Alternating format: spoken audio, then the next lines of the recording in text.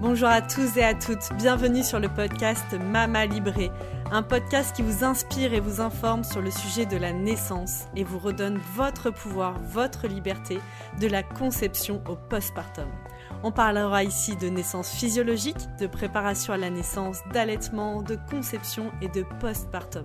Si vous aimez ce podcast, n'hésitez pas à vous abonner, à partager sur vos réseaux sociaux et bien sûr, le top du top, à mettre 5 étoiles sur votre plateforme d'écoute. Bonjour Sandrine. Bonjour Anaïs. Dans cet épisode, on va parler de l'intervention volontaire de grossesse, donc fameux IVG. Oui. Et expliquer justement à toutes les personnes qui nous écoutent comment ça se passe, quels sont les protocoles, puisque c'est avant de le vivre, c'est pareil, c'est quelque chose auquel on n'a pas trop été préparé, c'est un sujet aussi tabou parfois. Très voilà, c'est un choix qu'on a mais qui est pas toujours facile d'accès quelque part. Et de savoir à quoi on peut s'attendre, c'est important. Donc, quels sont les différents protocoles médicaux, jusqu'à quand on peut avoir accès à ces interventions volontaires de grossesse. Est-ce que tu peux nous expliquer un peu tout ça ? Oui. Alors, l'interruption volontaire de grossesse, autrement dit avortement, en fait, c'est quelque chose qui est vraiment... qui peut être très compliqué pour les femmes. Parce que ça peut survenir à un moment où une femme est enceinte mais finalement n'a pas décidé de cette grossesse-là. Et pour elle, ça peut paraître inconcevable d'avoir un enfant à ce moment-là. Il peut y avoir plusieurs raisons qui mènent une femme et un couple à choisir l'interruption volontaire de grossesse. Et c'est quelque chose de très tabou en France, dont on ne parle quand même pas beaucoup, qui est accompagné, mais il y a une espèce de honte qui est derrière cette interruption volontaire de grossesse, et ça peut être très difficile pour les couples à vivre. Et c'est important de pouvoir respecter le choix de cette femme, le choix du couple, quelle que soit leur raison en fait. Parce que c'est jamais très facile à prendre comme décision. Et même si c'est la décision qui est prise, ça peut être très fragilisant, très déstabilisant pour le couple qui a à vivre cette interruption volontaire de grossesse. Oui, et puis c'est quelque chose dont on ne va pas forcément parler. Non plus. Finalement, quand c'est une grossesse qui n'est pas désirée, on ne va pas l'annoncer. Oui. Il y a plein de choses qu'on va garder pour soi. Et même jusqu'à cet acte qu'on va porter et qu'on va faire un peu de notre côté. Parfois on n'en parle pas du tout dans notre entourage. En fait, ça peut être en te le disant, je me dis en fait c'est vrai, il y a quelque chose de. Ça peut être très culpabilisant. Ouais.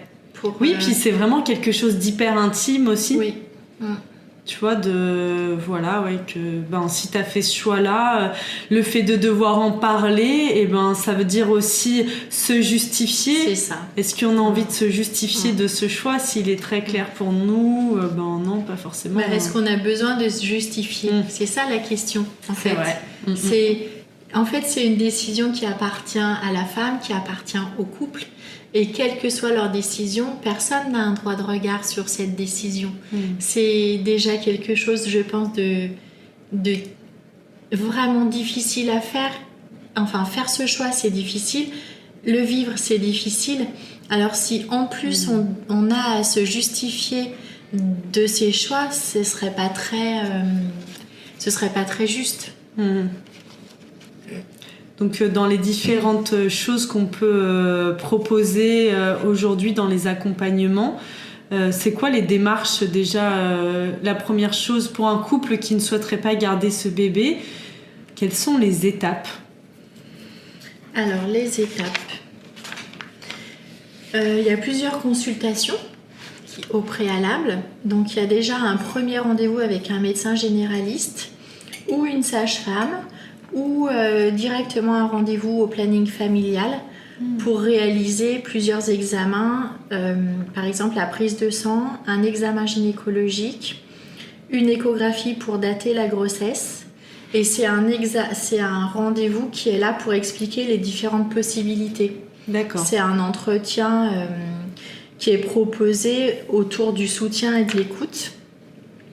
Et suite à cet entretien, il y a un délai de réflexion de 48 heures. Et s'il n'y a pas d'entretien avec la conseillère conjugale... Ah oui, c'est ça. Donc, il y a un premier rendez-vous avec le médecin généraliste, la sage-femme ou au centre de planning familial.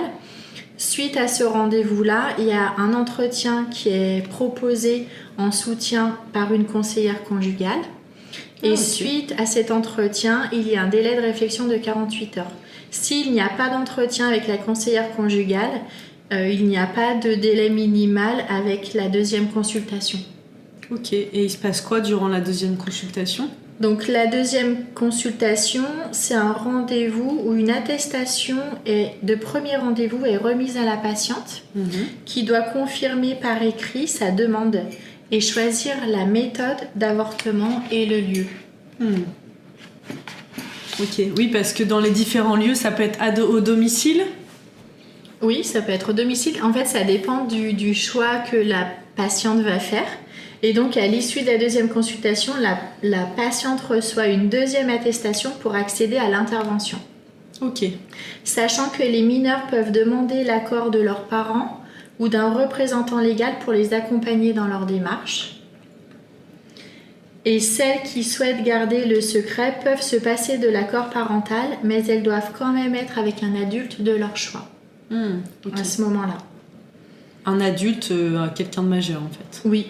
Okay. De leur choix. Donc ça pourrait très bien être une amie ou une cousine ou une tante ou tu vois, mais en tout cas un adulte de référence. Et ensuite, il y a différentes possibilités. Il y a l'interruption volontaire de grossesse médicamenteuse et l'intervention volontaire de grossesse chirurgicale. Donc quand c'est un avortement médicamenteux, en fait, ça peut être fait en cabinet de ville par un médecin ou une sage-femme. Ça peut aussi être fait à l'hôpital ou au planning familial. Quand c'est fait en cabinet de ville, il y a une convention qui est établie avec un établissement de santé, comme par exemple pour le centre de planning familial. D'accord ? Et là, en fait, le médecin ou la sage-femme va prescrire 2 comprimés à prendre à 24 ou 48 heures d'intervalle. D'accord. Le premier comprimé, c'est le mifepristone, qui est le RU 486, qui stoppe la grossesse. C'est un antiprogestérone. Et le second, c'est le misoprostol, qui sont des prostaglandines qui provoquent les contractions et permettent l'expulsion de l'embryon. Oui, c'est celui-ci qui peut être assez inconfortable et qui va, oui, en fait, il vient créer les contractions. Donc, les contractions et puis l'expulsion de l'embryon. Donc si c'est fait en médecine de ville, ça peut être fait jusqu'à la 7e grossesse, jusqu'à la 7e semaine d'aménorrhée, soit 5 semaines de grossesse. Et si c'est à l'hôpital, le second cachet peut être utilisé jusqu'à la 9e semaine d'aménorrhée, soit la 7e semaine de grossesse. D'accord. En 2020, le délai de recours à l'avortement médicamenteux en ville est passé à 9 semaines au lieu de 7 à cause de la crise sanitaire en fait. Donc il y avait plus de délai d'attente, et donc le délai a été prolongé. Par contre, il peut y avoir des contre-indications pour des femmes qui sont en insuffisance rénale, qui sont allergiques aux composants du misoprostol, qui sont en anémie sévère, qui ont des troubles de la coagulation. Faut savoir que ces médicaments provoquent des contractions qui sont très douloureuses et l'expulsion de l'œuf s'accompagne de saignements importants qui peuvent durer. Il y a aussi des effets secondaires de type vomissement, diarrhée, nausée. Donc ça peut être confortable de passer en cabinet de ville, en médecine de ville et d'être chez soi. Mais moi, par exemple, en tant que doula, ça m'est déjà arrivé d'accompagner des couples qui ont fait ce choix-là pour pouvoir être présente à la maison avec eux, pour, tu vois, avoir... mon rôle, c'est pas d'être dans l'observation médicale, parce que je suis pas formée à ça, mais c'est vraiment d'apporter une présence rassurante au couple et à la femme, de peut-être l'accompagner par des massages ou des petites bouillottes sur le ventre, des choses qui vont adoucir ses contractions, parce que c'est en général très très fort, quoi. Et oui, et d'ailleurs, ça peut être très fort, très violent. Nous, en naturopathie, il y a plusieurs petits remèdes importants, enfin petits, c'est pas le mot d'ailleurs, mais qui peuvent vraiment accompagner, puisque souvent on donne du Doliprane. Je crois qu'à dose assez élevée, j'ai même vu des ordonnances avec du Doliprane codéiné. D'accord. Donc ça peut être assez effrayant pour la maman de se dire qu'est-ce qui va se passer. Il faut savoir que l'huile essentielle de basilic tropical, par exemple, qui est un antispasmodique naturel, ça va être très très puissant en massage au niveau de l'abdomen, en préventif. Donc une fois qu'on a pris ce deuxième médicament, on met 4-5 gouttes d'huile essentielle de basilic tropical qu'on peut mélanger soit dans du gel d'aloe vera, soit dans une huile végétale, et on va venir se masser le ventre. Et ça, on peut le répéter toutes les heures.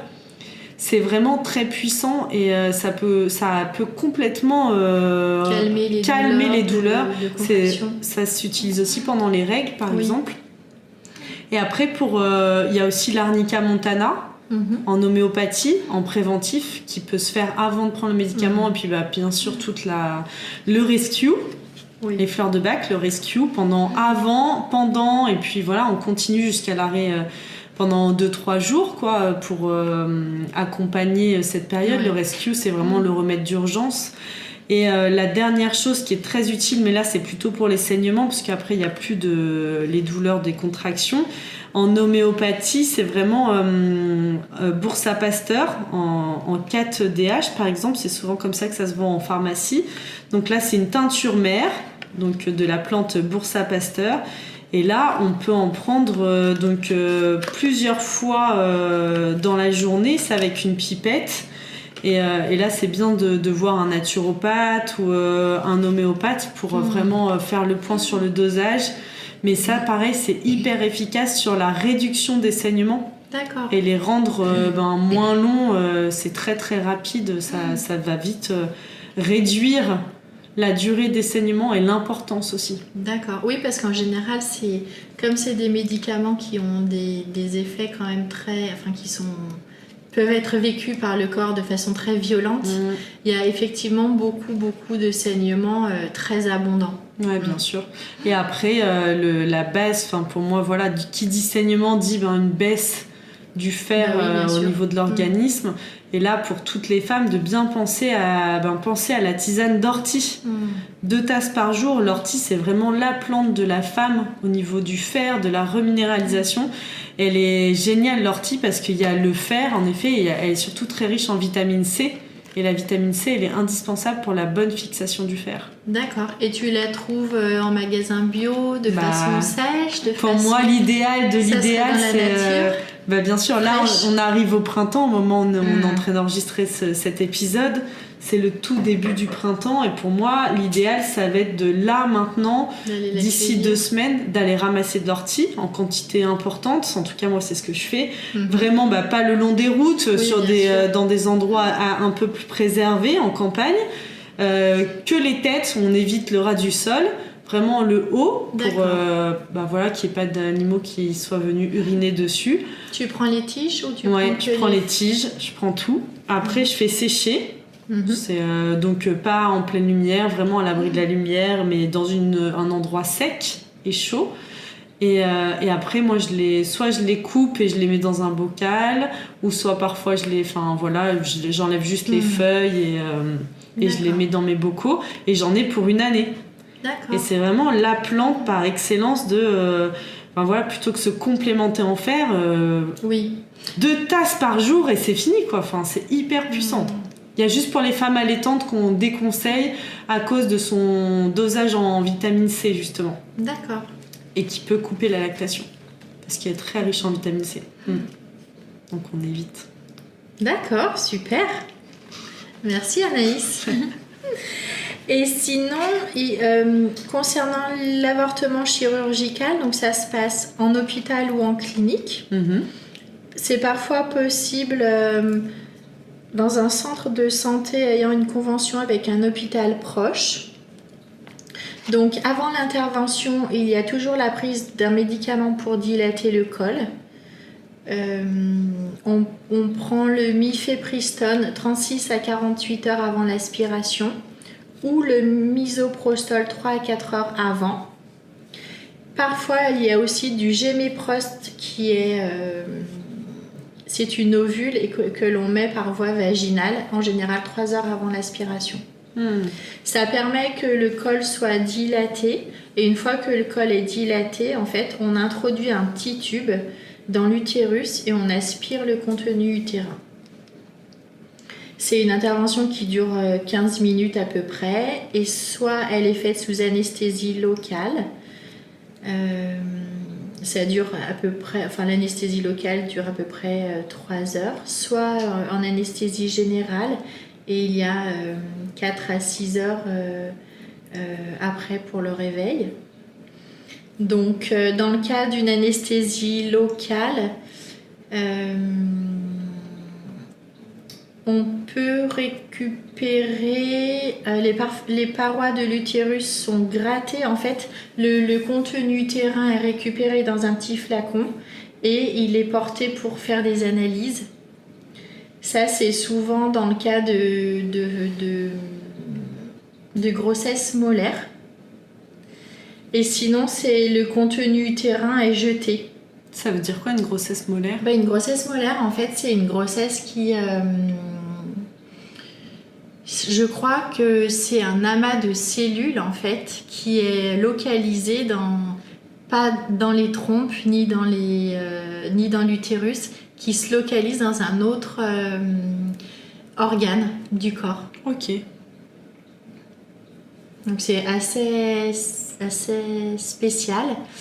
Je ne sais pas si c'est très courant, mais en tout cas, ça arrive. Et puis,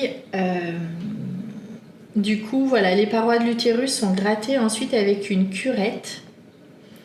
Et dans le cas d'une anesthésie générale, on demande à une personne de venir chercher la patiente. Ok, bien sûr. D'accord. Donc cette intervention peut se faire jusqu'à 14 semaines d'aménorrhée, soit 12 semaines de grossesse. Donc ça fait à peu près 3 mois de grossesse. Et en France, après la 9e semaine d'aménorrhée, c'est-à-dire la 7e semaine, l'intervention volontaire de grossesse chirurgicale est obligatoire. C'est plus possible à faire par médicament. Et ensuite, il y a une visite de contrôle entre le 14e jour et le 21e jour après l'intervention pour s'assurer que la grossesse est bien interrompue. Il y a quand même quand on fait un avortement médicamenteux, il y a quand même entre 2 à 5% d'échecs. Ça veut dire que le bébé, il reste quand même ? Oui. Moi, j'avais accompagné une femme comme ça, où elle avait pris, effectivement, c'était à un moment donné où cette grossesse n'était pas possible. Elle avait fait un avortement médicamenteux. Et en fait, il s'est avéré que le bébé était toujours là. Donc finalement, elle a mené la grossesse à terme. Mais tu vois, ça a été très compliqué aussi avec son compagnon, même pour elle, parce qu'elle s'était préparée à un deuil en fait. Et finalement, le bébé s'était accroché et avait résisté. Et il n'y avait pas eu cette dernière visite de contrôle ? Bah non. Ah ouais. C'est fou, hein. Ouais. Et puis là, il y a vraiment quelque chose après à aller nettoyer pour ce petit bébé qui arrive, quoi. Au niveau il y a eu quand même une tentative d'intervention, donc c'est quand même pas rien au niveau des mémoires cellulaires. Bah, bien sûr. Et sur une intervention volontaire de grossesse chirurgicale, il y a moins de 1% de taux d'échec. Et donc cette visite de contrôle est aussi faite pour permettre de vérifier que la patiente n'a pas de complications et aussi pour aborder la question de la contraception future. Bien sûr. Parce que faire un avortement, ça peut aussi être... Alors ça peut être soit parce que les couples n'ont pas de contraception, mais il y a aussi plein de femmes qui sont enceintes alors qu'elles avaient un moyen de contraception. Oh oui. Quel que soit le moyen de contraception. Donc c'est important effectivement de pouvoir en reparler et d'informer le couple sur peut-être une contraception qui est plus fiable ou plus adaptée à leur mode de vie, à leur façon d'être. Et c'est encore, je pense, plus difficile quand on a un mode de contraception et qu'on est enceinte alors que à vivre. Bien sûr, ouais. Ce que tu dis dans les différents modes de contraception, ça me fait penser qu'on est toutes les deux formées à la symptothermie moderne, qui est vraiment l'étude du cycle de la femme, quoi, la gestion autonome du cycle féminin, et que pour moi, on devrait tous, mais quand je dis tous, c'est les couples, en fait, être formés à cela, quels que soient les modes de contraception qu'on va choisir derrière, d'avoir une connaissance vraiment solide de ce qu'est la physiologie du cycle féminin, de comment ça fonctionne, et que même un préservatif, quand c'est notre unique mode de contraception, même un préservatif, si on est dans la fenêtre de fertilité, ça peut ne pas suffire. Oui. Et ça peut être un peu choquant, ça, pour un couple d'entendre ça, mais c'est la réalité. Donc, d'ailleurs, on a une formatrice qui est très stricte là-dessus, qui invite les couples et qui nous invite à proposer plusieurs modes de contraception, autant pour l'homme que pour la femme, quand la fenêtre de fertilité est ouverte.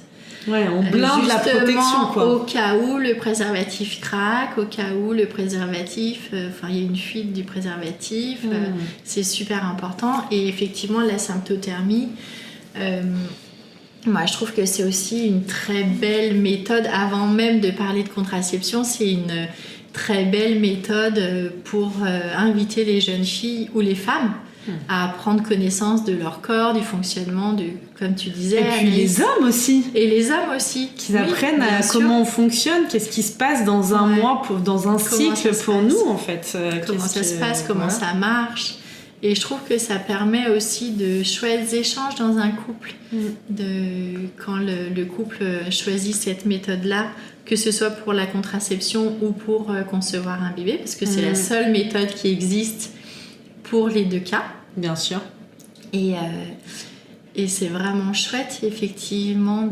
Ça demande de la rigueur, mais ça demande d'instaurer une routine, en fait. Comme on se lave les dents le matin ou le soir, il y a plusieurs petites choses à faire. Moi, j'aime beaucoup, Ouais, je trouvais que c'était l'opportunité d'en parler, mais d'ailleurs ça me fait penser que ça mériterait un épisode à part entière pour qu'on puisse vous parler de la symptothermie moderne et du cycle féminin aussi.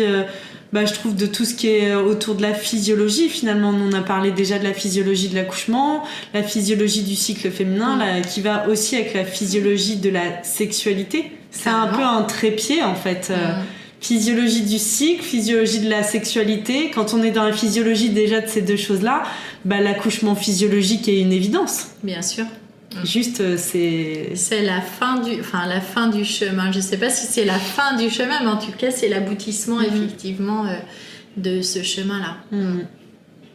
Reprendre possession de son corps, faire des choix pour son corps aussi, pour pouvoir le respecter, l'accueillir et vraiment être pleinement dans la connaissance de comment ça fonctionne et de comment on fonctionne. Ne pas croire que on est toutes linéaires et qu'on ovule toutes le 14e jour de notre cycle. Exact, et que nous avons nos règles le 28e jour du cycle. Mais bon, on va peut-être pas trop en parler là, parce que si on veut ça y est, on est faire parti, un podcast... Là. Ouais. Bon, voilà pour cette émission sur cet épisode sur l'intervention volontaire de Peut-être grossesse. on peut parler des lois, bien sûr, Anaïs, parce qu'on n'en a pas du tout parlé. Donc en fait, c'est Simone Veil qui propose une loi et qui fait voter une loi en 1975. Et c'est à partir de ce moment-là, donc 1975, que l'autorisation de l'avortement en France est possible jusqu'à 12 semaines de grossesse, soit 14 semaines d'aménorrhée. Donc ça a été vraiment une révolution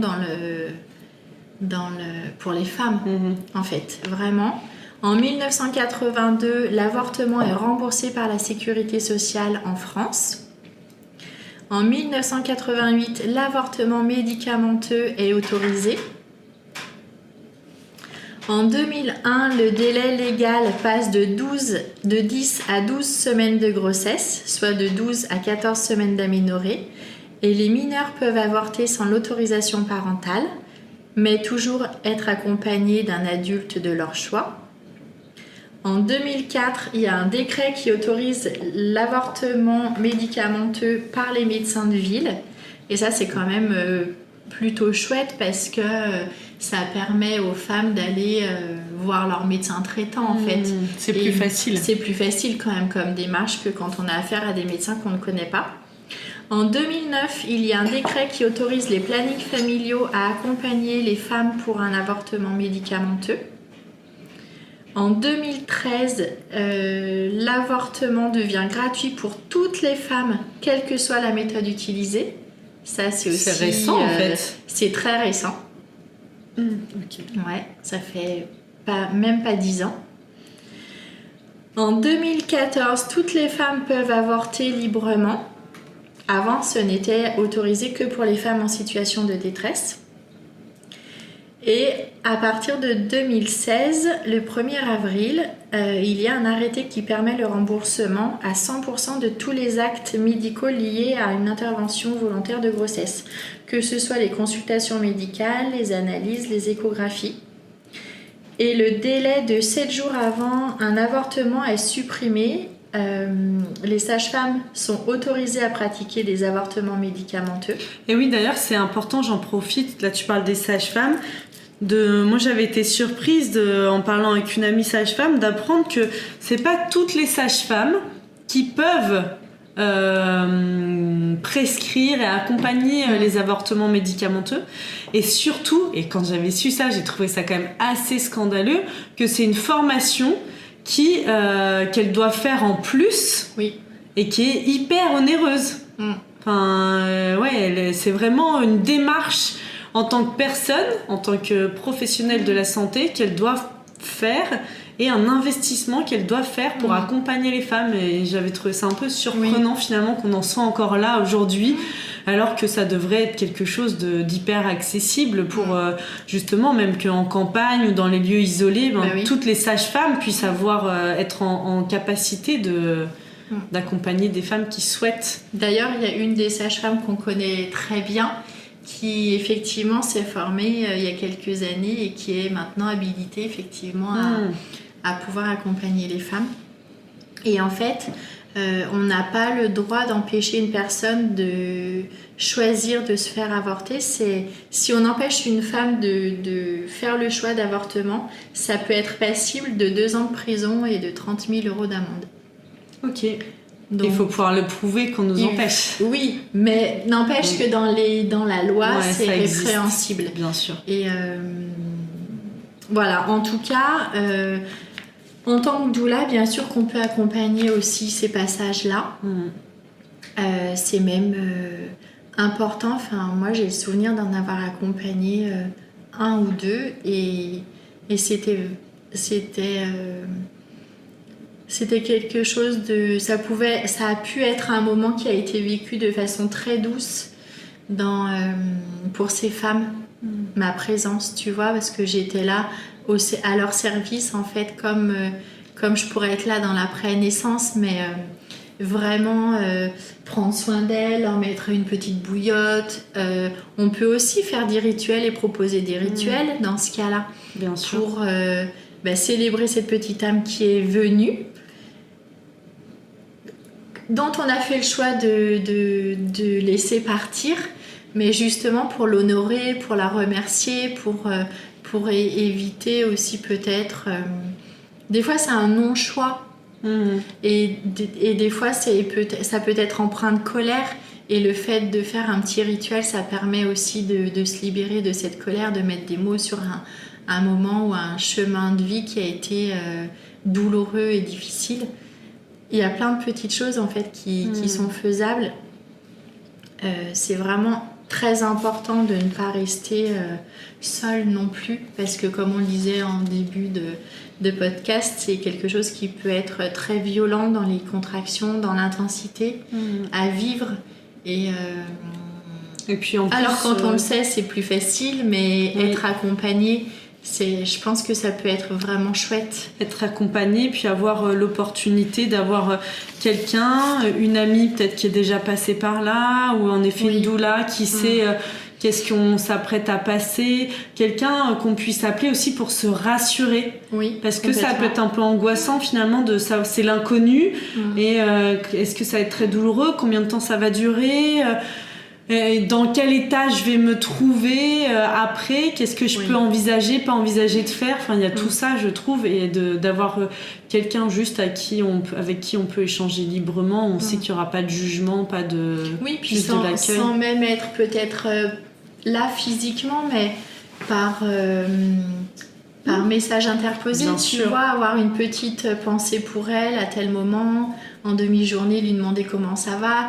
Elle sait que si jamais il y a le moindre souci, elle peut nous appeler et trouver du réconfort, ou peut-être demander de l'aide et savoir quoi faire, enfin poser des questions sur quelle est la marche à effectuer. Bien sûr qu'en tant que doula, on référera toujours à une personne qui est professionnelle de la santé, parce que c'est pas on touche les limites de notre accompagnement, mais déjà les rassurer au niveau émotionnel, c'est plutôt un soutien moral finalement. Bien sûr, ouais. Et puis mettre des mots aussi, peut-être, tu vois, par exemple, être là et en même temps soit être dans le silence avec cette femme ou ce couple, soit justement profiter de ce qu'elle vit et de l'intensité pour peut-être mettre des mots, si elle en est capable à ce moment-là, sur ses sensations, sur ses émotions, sur qu'est-ce qui pourrait l'aider, sur comment elle se sent. Ça, c'est vraiment inestimable. En tout cas, il y a des possibilités aussi de trouver des infos sur le site officiel ivg.gouv.fr. Ah oui. Super. Il y a un numéro national d'information gratuit et anonyme qui est le 0800 08 11 11, du lundi de 9h à 22h et du mardi au samedi de 9h à 20h. Et pour les jeunes de 12 à 25 ans, il y a un service d'écoute gratuit et anonyme qui s'appelle Fil Santé Jeune au 0800 235 236. Super. Je pense que ça c'est super c'est vraiment important aussi s'il y a des jeunes filles qui nous écoutent, ou bien sûr, pour pouvoir trouver les informations et être accueillies de façon dans anonyme, ce qu'elles vivent de façon anonyme et gratuitement, parce que c'est vrai qu'à 14, 15, 16, enfin même 25 ans, on n'a pas forcément beaucoup de moyens, et ça permet de trouver de l'aide en tout cas facilement et de façon non jugeante. Et anonyme. C'est très important. Merci beaucoup Sandrine. Merci à toi Anaïs. À très bientôt. À tout bientôt.